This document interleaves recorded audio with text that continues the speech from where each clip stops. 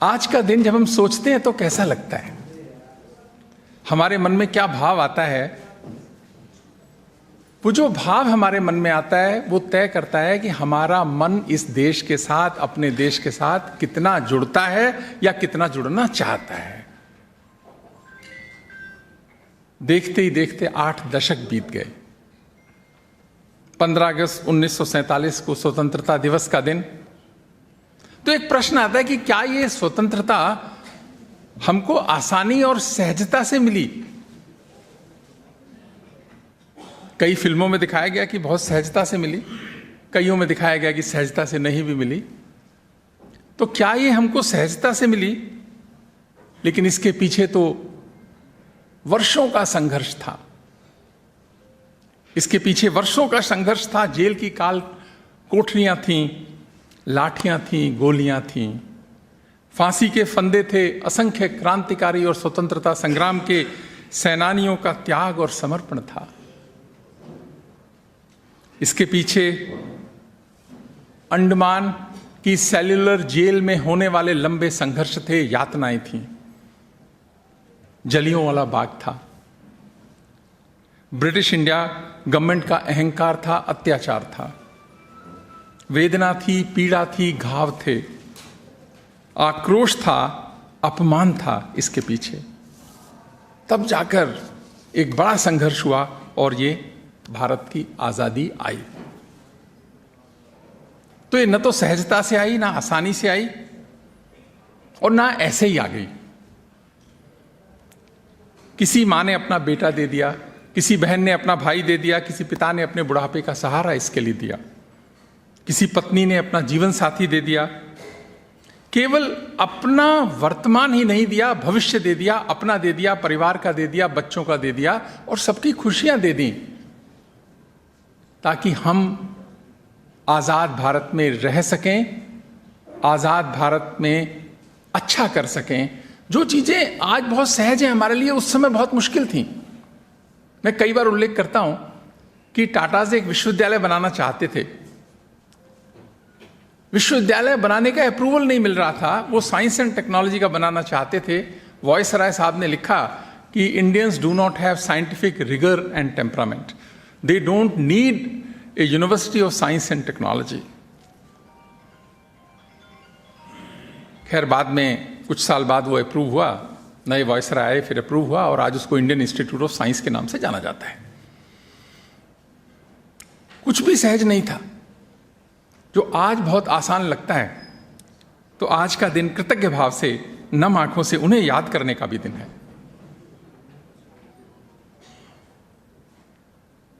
रामधारी सिंह दिनकर की एक कविता की कुछ पंक्तियां कोट करना चाहूंगा कि जला अस्थियां बारी बारी, जला अस्थियां बारी बारी, चिटकाई जिनमें चिंगारी, जो चढ़ गए पुण्य वेदी पर, बिना लिए गर्दन का मोल, कलम आज उनकी जय बोल, कलम आज उनकी जय बोल। उन्होंने अपनी गर्दन का मोल मांगा नहीं, कभी सोचा नहीं। आज का दिन उन सभी की जय बोलने का दिन है, उनको याद करने का दिन है। एक प्रश्न है कि इन सब में ऐसा क्या था जो बाकी लोगों से अलग करता था? कुछ तो उनमें अलग होगा ना, कि अपना सर्वस्व दे दिया, बच्चों का भविष्य दे दिया, अपना सुख दे दिया, चैन दे दिया। वो जो भाव था राष्ट्र के प्रति प्रेम का, वो भाव था ये देश है मेरा के भाव का, राष्ट्र को स्वतंत्र कराना ही मेरे जीवन का ध्येय है, इस भाव का। राष्ट्र प्रेम, राष्ट्रहित, राष्ट्र भाव, अपने जीवन से भी बड़ा मानना, इस भाव में जब वो जिए तो ऐसा कर गए कि भारत को आजादी मिली। 15 अगस्त इन भावों को जगाने का भी दिन है। 15 अगस्त इतिहास की गलतियों से सीखने का भी दिन है। 15 अगस्त इस बात पर भी विचार करने का दिन है कि ये वीरों का देश, ये शेरों का देश, ये संतों का देश, ये सज्जनों का देश 800 वर्ष गुलाम क्यों हुआ? ये दुर्गति आई क्यों? इन पर भी तो विचार करने का दिन है। 15 अगस्त को से एक दिन पहले 14 अगस्त को विभाजन विभीषिका स्मृति दिवस मनाया गया। कल हमने भी मनाया विश्वविद्यालय में। भारत की सरकार ने यह तय किया कि 14 अगस्त जो विभाजन का दिन है उसको विभाजन विभीषिका स्मृति दिवस के रूप में मनाया जाएगा। क्यों मनाया जाएगा? क्योंकि हमको भूलने की आदत है। जो समाज, जो देश भूल जाता है, इतिहास की गलतियों से नहीं सीखता है, वो उसके साथ दोबारा हो जाती हैं। भारत के साथ दोबारा न हो जाए, इसके लिए शायद भारत की सरकार ने तय किया होगा कि 14 अगस्त का दिन इस रूप में मनाया जाए। मैं आज भारत की सरकार का इसके लिए अभिनंदन करना चाहूंगा कि एक बहुत अच्छा निर्णय लिया।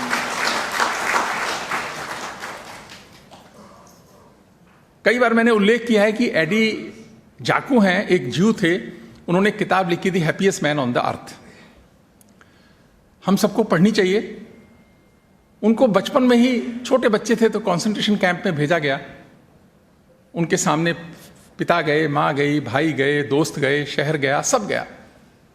इतनी यातनाएं करीब करीब 10 साल उन्होंने सही होंगी, मुझे ठीक से याद नहीं कि वो कितने वर्ष संघर्ष चला। पर जब सेकेंड वर्ल्ड वॉर चला तब तक तो संघर्ष चला ही। उसके बाद में वो छूटे और ऑस्ट्रेलिया में बसे। तो उन्होंने जीवन का एक ही उद्देश्य बनाया कि मैं अपनी कहानी सबको सुनाऊंगा कि ज्यूज मैं तुमको भूलने नहीं दूंगा। ये जो हॉलोकॉस्ट हुआ मैं तुमको भूलने नहीं दूंगा। तुम भूल जाओगे तो ये दोबारा तुम्हारे साथ होगा। सैकड़ों सेमिनार किए अपनी जिंदगी में, किताबें लिखी,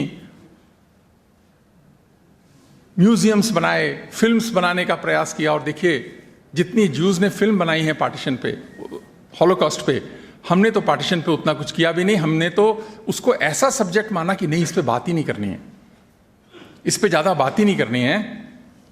आधुनिक इतिहास के सबसे बड़े मास माइग्रेशन में से एक ये कि 1.5 करोड़ लोगों को घर छोड़ना पड़ा।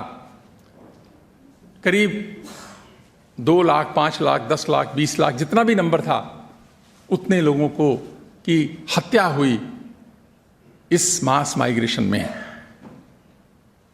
जिन लोगों ने घर छोड़ा, जमीन छोड़ी, शहर छोड़ा, संस्कार छोड़े, पुरखों की जमीन छोड़ी, सब कुछ छोड़ा और यहां आए, संस्कृति छूट गई। तो इतिहास ये प्रश्न तो पूछेगा ना, और पूछना चाहिए कि इतने बड़े मास माइग्रेशन की तैयारी आपने क्या की थी? क्या कोई डॉक्यूमेंट बना? क्या किसी स्टैट्यूटरी प्रोविजन से उसको पास कराया? आपको अंदाजा नहीं हुआ कि इतना बड़ा मास माइग्रेशन हो जाएगा? और स्वाभाविक था, आप धर्म के आधार पर कर रहे हैं तो मास माइग्रेशन होगा, मजबूर किया जाएगा मास माइग्रेशन के लिए। ये तो बहुत सहज उत्तर था इस बात का कि होगा ही। आप न चाहेंगे तो मजबूर किए जाएंगे आप वहां से जगह छोड़ने के लिए, और छोड़ा गया। तो वो प्लानिंग क्या थी, उसका कोई डॉक्यूमेंट आज इतिहास ये मांगता है, और हमारी पीढ़ी को और नई पीढ़ी को ये मांगना ही चाहिए कि वो क्या डॉक्यूमेंट्स थे। अगर कोई तैयारी नहीं थी तो इतनी जल्दी क्या थी इसको करने की? सीमाएं तय करना और सत्ता हस्तांतरण करने की प्रक्रिया में इतनी जल्दबाजी क्यों थी? और कीमत किसको चुकानी पड़ी? सामान्य जनमानस को चुकानी पड़ी। 15 अगस्त को आजादी आई, 14 अगस्त को विभाजन हुआ, और 17 अगस्त को मैप्स रिलीज हुए। लाहौर को पता ही नहीं था कि वो यहां है कि वहां है। कितने शहरों को नहीं पता था कि वो कहां है। आपने 2 दिन बाद ये रिलीज किया। क्या संसार में ऐसी कोई घटना हुई? नहीं हुई। तो आज उनको सहेजने का, संजोने का भी दिन है। इतिहास से भूल जाना किसी प्रश्न का उत्तर नहीं है। अगर आप उसे भूलेंगे तो आपके साथ दोबारा होगा। भारत के बच्चों के साथ, भारत के लोगों के साथ ये दोबारा ना हो जाए, इसके लिए इसको बार बार याद करने की जरूरत है। राष्ट्र केवल अपने गौरव को याद करने से महान नहीं बनते। राष्ट्र अपनी पीड़ा को याद रखकर भी महान बनते हैं, क्योंकि गलतियां दोबारा ना हो जाएं। और हमें तो इसे याद करने की बहुत आवश्यकता है, क्योंकि भारत के समाज को सोने की और भूलने की आदत है। अगर ये आदत ना होती तो 800 साल गुलामी ना होती हमारी। ये समाज सो जाता है, थोड़े साल में आराम से सो जाता है, भूल जाता है। इसका अच्छा होना, ज्यादा अच्छा होना भी बहुत नुकसान कर गया। भूल जाता है, क्षमा करता है, कहता है आगे बढ़ो, पीछे क्या रखा है। ये जो इस समाज की अच्छाई है, ज्यादा अच्छाई है, ये अपनों के लिए तो अच्छी है, शत्रु के लिए कितनी अच्छी है, इस प्रश्न के उत्तर का भी है ये दिन। प्रदीप का गीत में हर बार उल्लेख करता हूं, लता मंगेशकर ने गाया, तो उसमें भी तो उन्होंने यही बात कही ना कि ऐ मेरे वतन के लोगों, जरा आंख में भर लो पानी, जो शहीद हुए हैं उनकी जरा याद करो कुर्बानी। तुम भूल न जाओ उनको, तुम भूल न जाओ उनको, इसलिए कही ये कहानी, जो शहीद हुए हैं उनकी जरा याद करो कुर्बानी। एक दिन याद दिलाता हूं, 8 अप्रैल 1929, दिल्ली विश्वविद्यालय से जुड़ा हुआ भी है। 8 अप्रैल 1929 सेंट्रल असेंबली दिल्ली के अंदर बॉम्ब फेंके गए। 2 क्रांतिकारी नौजवानों ने वो बॉम्ब फेंके, हमारे ही बच्चे थे, वो देश के बच्चे थे। एक भगत सिंह, उम्र थी केवल 22 साल से कुछ कम, और दूसरे थे बटुकेश्वर दत्त, उनकी उम्र थी 19 साल से कुछ कम। कितने छोटे बच्चे थे। तो असेंबली में बॉम्ब जब उन्होंने क्यों फेंके? पब्लिक सेफ्टी बिल और trade dispute bill British India सरकार लेकर आई, तो पूरे देश में उसका विरोध हो रहा था। राजनीतिक दल अपने तरीके से कर रहे थे, समाज अपने तरीके से कर रहा था। क्रांतिकारियों ने सोचा कि ब्रिटिशर्स को अगर जगाना है तो उनको जगाना है तो वहां पर ही बम डालें जहां ये पास होने वाला है, और उन्होंने ऐसा किया। और इस केस में दोनों को आजीवन कारावास की सजा हुई। दोनों को आजीवन कारावास की सजा हुई। भगत सिंह दिल्ली विश्वविद्यालय में भी लाए गए, बटुकेश्वर दत्त को कहीं और रखा गया, और यहां से उनको लाहौर की कोट लखपत जेल में ट्रांसफर किया दोनों को, क्योंकि उस समय उनके ऊपर एक और केस चल रहा था, लाहौर कॉन्स्पिरेसी केस बोलते हैं, सैंडर्स की हत्या का। अब जब वो केस चला उसमें भगत सिंह को फांसी हुई, और बटुकेश्वर दत्त को ब्रिटिश राज ने छोड़ दिया, क्योंकि उनके पास कोई प्रूफ नहीं थे एक तो, पर उसकी कोई आवश्यकता भी नहीं थी, वैसे भी सजा दे सकते थे वो। लेकिन उन्होंने था कि इस केस में आजीवन कारावास हो ही रखी है, सेंट्रल असेंबली बॉम्ब केस में, तो इससे ज्यादा सजा हो नहीं सकती, तो उनको उन्होंने छोड़ दिया। उसका बहुत ज्यादा मतलब नहीं है, सिर्फ इतनी ही बात है कि वहां पर भगत सिंह को फांसी हुई और इनको वहां से छोड़ा गया, और बटुकेश्वर दत्त को सेल्यूलर जेल अंडमान निकोबार में भेज दिया गया। यहीं से दोनों दोस्तों की नियति अलग हो गई, भाग्य अलग हो गया। हम सब जानते हैं कि भगत सिंह को फांसी हो गई 23 मार्च 1931 को, और बटुकेश्वर दत्त भेजे गए अंडमान निकोबार की जेल में। सेल्यूलर जेल का लंबा संघर्ष, लंबी यातनाएं, जहां कोल्हू में बैल लगते थे वहां पर क्रांतिकारियों को लगाया जाता था। 19 साल 20 साल का बच्चा बैल की जगह कोल्हू में जोता जाएगा, इतनी यातनाएं दी गई। सावरकर भी वहीं थे, उसी जेल में, सेल्यूलर जेल में सावरकर बने। ऐसी यातनाओं में आदमी टूट जाता है, पर क्रांतिकारी टूटे नहीं, फिर से आमरण अनशन शुरू हुआ, लगातार विरोध किया।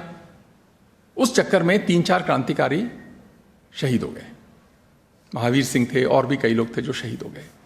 तो सरकार को लगा कि कुछ करना चाहिए, तो उन्होंने तय किया कि कुछ क्रांतिकारियों को देश की दूसरी जेलों में भेजा जाए, और बटुकेश्वर दत्त को 1937 में दिल्ली जेल में लेकर आए।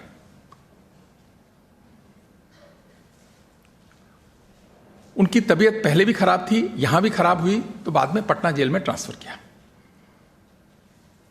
ज्यादा तबीयत खराब होने के बाद ब्रिटिश राज ने सोचा, और 8 सितंबर 1938 को उनको सशर्त रिहा किया। कंडीशन क्या थी कि आप बंगाल, बिहार, उड़ीसा से बाहर नहीं जा सकते, आपको अपना जीवन इन 3 प्रांतों के बीच में रहना है, कोई राजनीतिक गतिविधि नहीं करनी है।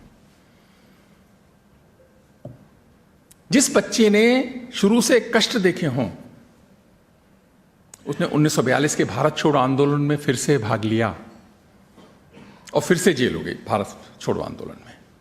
आप जज्बा तो देखो बटुकेश्वर दत्त का। हमें कोई एक घटना हो जाए, दुर्घटना हो जाए, तो हम उस रास्ते जाना छोड़ देते हैं, ये तो बहुत कष्ट का रास्ता है। उन्होंने नहीं छोड़ा, सजा हो गई, और फिर से उनको जेल भेज दिया गया। तबीयत और खराब हो गई, तो उनको घर में नजरबंद कर दिया गया, जेल से छोड़ के घर में नजरबंद, पटना में नजरबंद किया।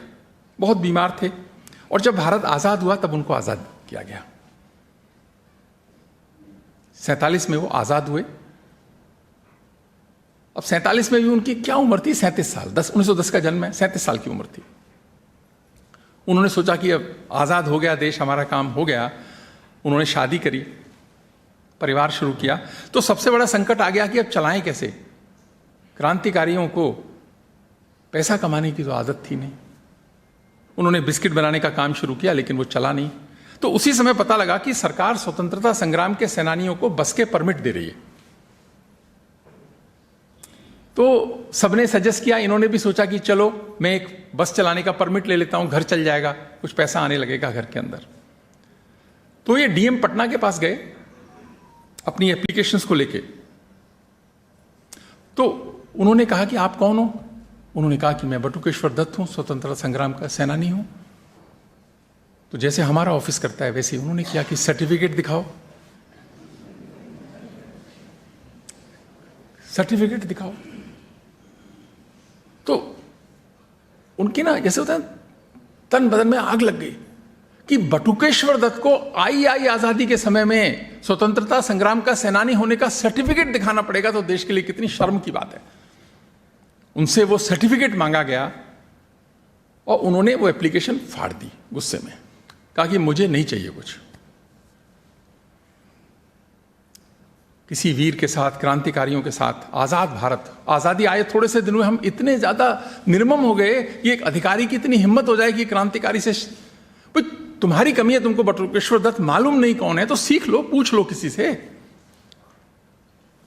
खैर ये घटना उन्होंने राजेंद्र प्रसाद जी को एक बार बताई, तो राजेंद्र प्रसाद जी को भी खराब लगा। उन्होंने बिहार के मुख्यमंत्री को बोला कि आप कुछ इंटरवेंशन करो इसमें।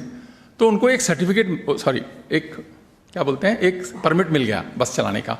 पर क्रांतिकारी से वो बस चली नहीं फिर से। देश के लिए काम करना सीखना, जिस समय सीखना होता है उस समय वो देश का लिए कर रहे थे। उनको व्यापार करना कहां से आता? मैं ये बात इसलिए बता रहा हूं कि इतना अभाव था, गरीबी थी, अभाव था। और सेंट्रल असेंबली में बॉम्ब केस में अंग्रेजों के साथ देने वाले, उस केस में जो विटनेस बने, उनको अंग्रेजों ने क्या क्या दिया आज उसको बोलने का नहीं है। उन्होंने तब जो विटनेस बने, इन लोगों के खिलाफ गवाहियां दी, सेंट्रल असेंबली के अंदर थे। आज जरा गूगल करके उन परिवारों के नाम याद कर लेना, उन राय बहादुरों के। उन्होंने उस समय भी आनंद लिया और आजादी के बाद भी बढ़ते चले गए। पैसा था, जागीरें थी। मैं आपसे चाहूंगा, गूगल पे सब कुछ है, आप देखिए तो सही वो नाम कौन कौन है देश के। यानी जो देश के लिए कुर्बानी देने वाले बटुकेश्वर दत्त के पास खाने को नहीं है। आजादी के बाद देश ने उसकी चिंता नहीं की, और जिनकी ब्रिटिशर्स ने, जिनको सपोर्ट किया ब्रिटिशर्स ने, उनकी इतनी चिंता करी कि वो आजादी के बाद भी बहुत बड़े बनकर रह गए। वो रह गए, वो कोई खास बात नहीं है, हमको फर्क भी नहीं पड़ता। पर जिसके साथ अच्छा होना चाहिए था हम चूके तो सही ना। ये भगत सिंह की जो मुलाकात है इनकी कानपुर में हुई। इनके बटुकेश्वर दत्त के जो फादर थे वो कानपुर में काम करते थे, रेलवे में काम करते थे। बटुकेश्वर दत्त 16-17 साल के थे, 16 के थे। भगत सिंह 18-19 साल के थे, 20 साल के, जब उनकी मुलाकात हुई कानपुर के अंदर। और बहुत अच्छी उनकी दोस्ती हुई, जिस कारण से भगत सिंह ने तय किया कि बटुकेश्वर दत्त मेरे साथ असेंबली में बॉम्ब फेंकेंगे। चाहे तो दूसरे क्रांतिकारी भी रहे थे उस समय, लेकिन उसके बाद मिलना कभी नहीं हुआ, क्योंकि प्रतिबंध लगा रहा, कुछ पता नहीं था कि किसका क्या हुआ। लेकिन जब ये कोट लखपत जेल में थे, एक कहानी है कि माँ, भगत सिंह की माँ विद्यावती जो खाना लेकर आती थी तो इनको भी खिलाती थी, बटुकेश्वर को भी खिलाती थी, दोनों मित्र थे। तो जब इनको फांसी होने वाली थी तो अपनी माँ को भगत सिंह ने कहा कि आप चिंता मत करो, मैं तो जा रहा हूँ, लेकिन ये बट्टू रहेगा, बटुकेश्वर रहेगा, ये रहेगा आपका बेटा। पर उसके बाद कोई संपर्क नहीं हुआ। 1963 में खटखट कड़ा भगत सिंह का गांव है, वहां पर उनकी एक मूर्ति की स्थापना हुई और ये न्यूज़ बनी। तो पटना में इन्होंने भी पढ़ी कि अरे माँ तो जिंदा है अभी। खटखट कड़ा में भगत सिंह की मूर्ति की स्थापना हुई। तो ये खटखट कड़ा 1964 में गए, नहीं 1963 में तभी गए, माँ से भी मिले। तो एक बड़ा मार्मिक सा वो भी एक दृश्य है, इतिहास को वो संजोना भी चाहिए कि जब माँ ने कहा कि बट्टू तू तो बड़ा निर्मोही निकला, तू तो भूल गया भगत सिंह के जाने के बाद, मुझे भी भूल गया। 1964 में फिर से बहुत बीमार पड़े, गरीबी थी, हालत थी, पटना के एक अस्पताल में पड़े थे। और गरीबी में कैसा इलाज सरकारी अस्पतालों में होता है हम सब जानते हैं। तो इनके एक दोस्त थे चमनलाल आजाद। चमनलाल आजाद ने वीर अर्जुन में एक लेख लिखा। मैं जो कहता हूं ना, भारत के समाज को जो सोने की आदत है, मैं इसका उदाहरण देने की कोशिश कर रहा हूं। चमनलाल आजाद ने वीर अर्जुन में लेख लिखा, उसका टाइटल था, क्या दत्त जैसे क्रांतिकारियों को भारत में जन्म लेना चाहिए। टाइटल था, क्या दत्त जैसे क्रांतिकारियों को भारत में जन्म लेना चाहिए। वो आगे लिखते हैं, भगवान ने उनके जैसे शूरवीर को भारत में जन्म देकर भूल की है। खेद की बात है कि जिस व्यक्ति ने अपने प्राणों की बाजी लगा दी और फांसी से बाल बाल बच गया, अस्पताल में पड़ा है, कोई पूछने वाला नहीं है। वो कहते हैं, मुझे शर्म आती है कि भगत सिंह ने बटुकेश्वर दत्त ने भारत में जन्म लिया। ये लेख क्या छपा वीर अर्जुन में, पूरा देश उठ खड़ा हुआ। अब ये नींद जग गई देश की। पटना से उनको सफदरजंग हॉस्पिटल दिल्ली लाया गया। दिल्ली से एम्स में आया, उनको बोन कैंसर का इलाज शुरू हुआ। भारत के प्रधानमंत्री भी मिलने गए, पंजाब के मुख्यमंत्री भी मिलने गए, बिहार के मुख्यमंत्री। तो जग गया ना, ये सो जाता है, इसको जगाना पड़ता है। वीर अर्जुन के एक लेख ने जगा दिया, तो सबके अंदर देश प्रेम एकदम जाग गया बटुकेश्वर दत्त के लिए। तो रामकिशन जी उस समय पंजाब के मुख्यमंत्री थे। तो उन्होंने बटुकेश्वर दत्त को कहा कि आपको क्या चाहिए हमसे। उन्होंने कहा, मुझे आपसे कुछ नहीं चाहिए। क्योंकि ये वो समय वो था, ये सब तब आए जब बहुत देर हो चुकी थी, जब सब खत्म हो रहा था, तब आए, तब जगा। तो उन्होंने कहा, मुझे आपसे कुछ नहीं चाहिए, मैं एक ही चीज आपसे मांगता हूं, यदि आप कर सको तो, कि मेरा अंतिम संस्कार हुसैनी वाला में करना, सतलुज नदी के किनारे, जहां भगत सिंह, राजगुरु और सुखदेव सो रहे हैं। फिर उनका अंतिम संस्कार वहीं हुआ। 4 देश के बेटे वहां सो रहे हैं सतलुज के किनारे हुसैनी वाला में। तो जो देश सो जाता है ना हमारा, इस आदत से निकलने की आवश्यकता है। वीर अर्जुन की एक खबर ने उठाया सबको, फिर सब सम्मान देने का प्रयास हुआ, लेकिन कितनी देर हो गई थी। उसका तो जीवन पूरा संघर्ष में चला गया। 15 अगस्त का दिन ऐसे क्रांतिकारियों को याद करने का भी दिन है। देश अपने लिए सब कुछ देने वालों के लिए क्या करता है, इसको भी तो समझने का दिन है। बटुकेश्वर दत्त ने देश के लिए अपने कर्तव्य को पूरे 100% निभाया, पर क्या देश ने अपने कर्तव्य को ठीक से उनके साथ निभाया? यह भी तो एक प्रश्न है इस पीढ़ी के लिए और आने वाली पीढ़ियों के लिए भी। क्या देश ने जब समय था अपने कर्तव्य को ठीक से निभाया? भारत की सभ्यता मूलतः कर्तव्य की सभ्यता है, मूलतः कर्तव्य की सभ्यता है। अलग बात है, सो जाते हैं हम थोड़े साल में, वो एक निकाल दें तो कर्तव्य की सभ्यता है हमारी। परिवार के प्रति कर्तव्य, समाज के प्रति कर्तव्य, देश के प्रति कर्तव्य, प्रकृति के प्रति कर्तव्य। हमें पता ही नहीं चला कर्तव्यों को जीवन का आधार मानने वाला भारत का समाज कब केवल अधिकारों की भाषा बोलने लगा। ये तो कर्तव्यों से चलने वाला समाज था। आजादी के 8 दशक बीतते बीतते केवल ये अधिकारों की भाषा बोलने लगा। ये कैसे हो गया? आज हर ओर अधिकारों की चर्चा है, आज हर ओर अधिकारों के प्रति जागरूकता है। हम पूछते हैं हमें क्या मिलना चाहिए, मैं यहां आऊंगा तो मुझे क्या मिलेगा। कभी नहीं पूछते, या कितनी बार पूछते हैं कि हमें क्या चाहिए, मैं क्या कंट्रीब्यूट कर सकता हूं, मेरी क्या उपयोगिता हो सकती है इसमें। कैसे नैरेटिव बदल गया देश का, भारत के समाज का। आप सोचो तो सही, वो जो ऊपर आजादी के लिए बलिदान देने वाले क्या सोचते होंगे हमारे व्यवहार को देखकर। क्या भगत सिंह की फांसी सोचती होगी। कर्तव्य आधारित समाज कब अधिकार आधारित समाज बनने की तरफ बढ़ने लगा, इस पर भी तो विचार करने की आवश्यकता है। जब प्रत्येक व्यक्ति अपना कर्तव्य निभाता है तो दूसरे व्यक्ति का अधिकार की रक्षा अपने आप हो जाती है। मैं उदाहरण देता हूं, यदि यूनिवर्सिटी का एडमिनिस्ट्रेशन, यूनिवर्सिटी का वाइस चांसलर और रजिस्ट्रार और बाकी अधिकारी अपना कर्तव्य ठीक से निभाते हैं, तो टीचर्स के, स्टूडेंट्स के, ऑफिसर्स के, ऑफिशियल्स के अधिकारों की रक्षा अपने आप हो जाती है। नहीं निभाते हैं तो अधिकारों के लिए संघर्ष होता है। रजिस्ट्रार साहब सीरियस हो गए थोड़ी इस बात पे। तो संघर्ष होता है।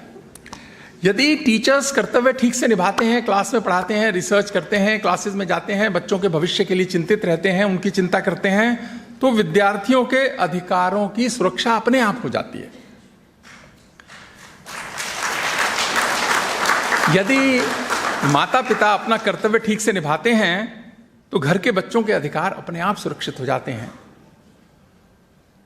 यदि अधिकारी कर्तव्य ठीक से निभाते हैं, कोई बटुकेश्वर दत्त से यह ना पूछे कि कागज दिखाओ, तो नागरिकों का अधिकार सुरक्षित हो जाता है। यदि आर्मी अपना अधिकार ठीक से निभाती है, जो निभाती है देश की, तो देश की सीमाओं का सुरक्षा का अधिकार अपने आप सुरक्षित हो जाता है। नागरिक ठीक से कर्तव्य निभाते हैं तो राष्ट्र का भविष्य सुरक्षित हो जाता है।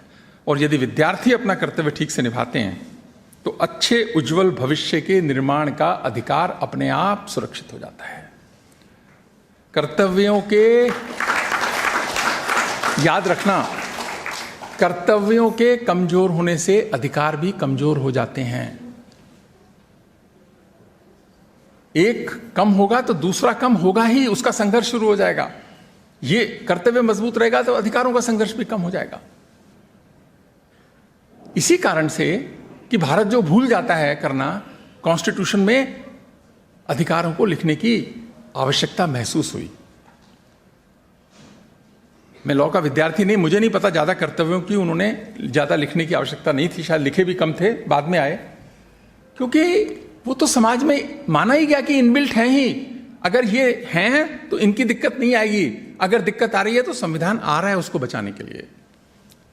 संविधान निर्माताओं ने शायद इसी दृष्टि से इसको रखा होगा। कर्तव्य तो एक संघर्ष है जो चलता ही रहता है। शिव मंगल सिंह सुमन की एक पंक्तियां हैं कुछ बहुत अच्छी। क्या हार में क्या जीत में, क्या हार में क्या जीत में, किंचित नहीं भयभीत में, संघर्ष पथ पर जो मिला ये भी सही वो भी सही, वरदान मांगूंगा नहीं, चाहे हृदय को ताप दो चाहे मुझे अभिशाप दो, चाहे हृदय को ताप दो चाहे मुझे अभिशाप दो, कुछ भी करो कर्तव्य पथ से किंतु भागूंगा नहीं, वरदान मांगूंगा नहीं, वरदान मांगूंगा नहीं। शायद भारत की सरकार ने इसीलिए वो जो सेंट्रल सेक्रेटेरिएट था उसका नाम ही अब कर दिया कर्तव्य भवन, कर्तव्य 1, कर्तव्य 2। याद रहे कि हमारी ड्यूटीज हैं, कर्तव्य हमें करने हैं, ये हमारी जिम्मेदारी है देश के प्रति। अगर आजादी के संघर्ष में सेनानियों, क्रांतिकारियों, न जाने कितने भारतीयों ने अपना कर्तव्य समझकर त्याग और बलिदान न दिया होता तो क्या आज भारत स्वतंत्र होता? अगर होता तो क्या इस हालत में होता? एक बात याद रखना, इतिहास भविष्य से भी प्रश्न पूछता है। केवल इतिहास वर्तमान से ही प्रश्न नहीं पूछता, भविष्य से भी प्रश्न पूछता है। 1947 से पहले एक प्रश्न था, क्या भारत आजाद होगा? उस समय की पीढ़ी ने उसका उत्तर दिया कि प्रश्न था क्या भारत आजाद होगा? उन्होंने उत्तर दिया, जेल में जाकर दिया, अपनी संपत्ति देकर दिया, अपना भविष्य देकर दिया, अपना वर्तमान देकर दिया, बलिदान देकर दिया, फांसी पर चढ़कर दिया, संघर्ष करके दिया। आज 2026 में हमारे सामने प्रश्न है, 2047 का भारत कैसा होगा? जब भारत स्वतंत्रता के 100 वर्ष पूरे करेगा तब आने वाली पीढ़ी हमसे प्रश्न करेगी, भारत कैसा होगा? वो पीढ़ी जो आज विश्वविद्यालयों में है, 47 में ये पॉलिसी पे होगी, देश चलाने का काम ये पीढ़ी करती होगी, ये भी प्रश्न करेगी, फिर इनसे भी लोग प्रश्न करेंगे, पर ये हमसे तो प्रश्न करेगी ना कि आपको स्वतंत्र भारत मिला था, आपने क्या किया? हमारे से पहले हमारे फोरफादर्स को स्वतंत्र भारत नहीं मिला, उनका एक ही ध्येय था, वो ले आए। आपको स्वतंत्र भारत मिला था, आपने क्या किया? आपको सबसे बड़ा टैलेंटेड यूथ मिला, आपने क्या किया? आपको साइंस एंड टेक्नोलॉजी का युग मिला, आपने भारत को कहां पहुंचाया, कितना मजबूत किया? आपको लोकतंत्र मिला, आपने उसे कितना मजबूत किया और उसको कितना मजबूत करने में अपना प्रयास किया? यहां एक प्रश्न है कि लोकतंत्र में पार्लियामेंट की सबसे बड़ी भूमिका है। पार्लियामेंट में चर्चा ना होना, रोज नई समस्याएं होना, क्या लोकतंत्र को मजबूत करता है? अगर करता है तो ठीक है, अगर नहीं करता है तो कॉन्स्टिट्यूशन मजबूत कैसे होगा? जो हमको चलाता है, बनाने वालों को चलाता है। तो यह प्रश्न, आपको लोकतंत्र मिला, आपने उसको कितना मजबूत किया? आपको एक संविधान मिला, आपने उसको सशक्त करने में कितना अपना कंट्रीब्यूशन किया? आपको मजबूत भारत मिला, आपने संस्कार और संस्कृति को कितना संभाला? और अंत में वह हमसे पूछेगी, आपको भारत मिला था, आपने हमको कैसा भारत सौंपा? हमारी और यहां जो बैठी पीढ़ी है उसकी जिम्मेदारी बनती है कि इन प्रश्नों के उत्तर हमको देने हैं। हमें इन प्रश्नों के उत्तर लिखने हैं शब्दों से नहीं, अपने कर्मों से। शब्दों से नहीं, कर्म से, धर्म से, कर्तव्य से, राष्ट्र प्रेम से। और अगर हम चूकेंगे इसमें तो 47 का भारत जैसा नियति में होगा वैसा तो होगा ही, 47 तो आना ही है। उनके प्रश्न असहज करेंगे और हमारी पीढ़ी उनकी नजरों में नजर डालकर कह सकेगी, हमसे जो बन सकता था हमने किया। आज जो भारत है उसमें हमारी भूमिका है। हमको शर्मिंदा ना होना पड़े, हमको एक सुख का एहसास हो कि हमसे जो बन पड़ता था हमारी पीढ़ी ने किया। 15 अगस्त को हमारे कर्तव्यों को, हमारे अधिकारों को, हमारे धर्म को, हमारी समझ को समझने का और उस पर काम करने का भी दिन है, जिससे एक आत्मनिर्भर, विकसित भारत, सुरक्षित भारत, ज्ञान का भारत, इसमें अपना योगदान करना ही राष्ट्र प्रेम है। शहीदों का यही सपना है और यही भारत से हमारी अपेक्षा है। और दिल्ली विश्वविद्यालय में हम ये चाहते हैं कि दिल्ली विश्वविद्यालय देश के सबसे पहले टॉप 200 यूनिवर्सिटीज़ के अंदर आए वर्ल्ड में। आज हम 322 में हैं और फिर टॉप 100 में आए। इसके लिए हमको जो करना है हमको करना चाहिए, पूरे मन से, पूरे परिश्रम से, पूरी समझ से करना चाहिए, क्योंकि देश हमसे ये अपेक्षा करता है। जब जब वर्ल्ड रैंकिंग्स आती हैं तो सारे देश में चर्चा होती है कि भारत की कोई यूनिवर्सिटी आती नहीं है। सबकी अपेक्षा रहती है, और सही भी है, कि दिल्ली विश्वविद्यालय जैसा ताकतवर विश्वविद्यालय देश का, प्रसिद्ध समृद्ध विश्वविद्यालय देश का, यदि नहीं आ रहा है तो वो कैसे आए, उसके लिए मेहनत करने की जरूरत है। तो आज हमको ये भी प्रण लेना चाहिए कि पहला माइलस्टोन हम टॉप 200 में कैसे आए, इस पर विचार करें। आपके जो सुझाव हों आप दें। हम भी सोचते हैं कि इसके लिए कोई एक स्टैंडिंग कमेटी कॉन्स्टिट्यूट करें, उसके साथ डिस्कशन हो, सजेशंस आए और हम सब मिलकर इंप्लीमेंट करें उसको। अब रास्ता आसान नहीं है। पिछले 5 साल में हम 521 से 322 ले आए। 199 पोजीशंस का जंप है जो अनप्रेसिडेंटेड है। ऐसा किसी विश्वविद्यालय के साथ नहीं हुआ कि 5 साल में 199 पोजीशंस इंप्रूव हो गई। पर अब बड़ा लंबा संघर्ष है, अब एक एक पोजीशन के लिए संघर्ष है। मैं अपेक्षा करता हूं कि हम भी सब लोग प्रण लेंगे ये, कि अपनी समझ से, अपनी मेहनत से, अपने हितों से ज्यादा विश्वविद्यालय के हित को ध्यान में रखते हुए, आप विश्वविद्यालय के हित को ध्यान में रखेंगे तो विश्वविद्यालय तो आपके हित का ध्यान रखेगा ही, क्यों नहीं रखेगा। मैं समझता हूं इसको हमको बहुत सीरियसली इंप्लीमेंट करने की तरफ बढ़ना चाहिए। और आज पुनः हम सब बैठे हैं तो एक प्रतिज्ञा कि हम अपनी जिंदगी में ऐसा कुछ नहीं करेंगे जो देश के खिलाफ हो। आप बोलिए मेरे साथ, हम अपनी जिंदगी में ऐसा कुछ नहीं करेंगे जो देश के खिलाफ हो। एक बार पुनः आप सबको स्वतंत्रता दिवस की बहुत बहुत बधाई, ढेर सारी शुभकामनाएं।